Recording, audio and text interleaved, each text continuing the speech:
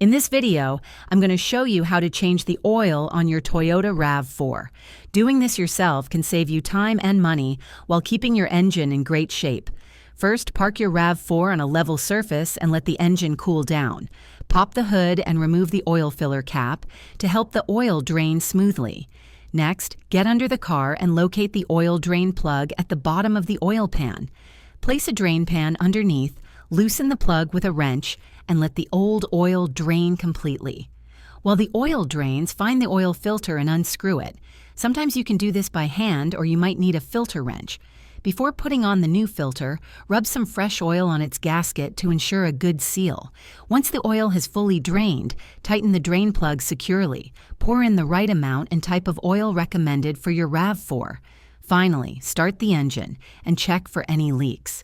If this video helped you, please like and subscribe for more easy car care tips. Thanks for watching.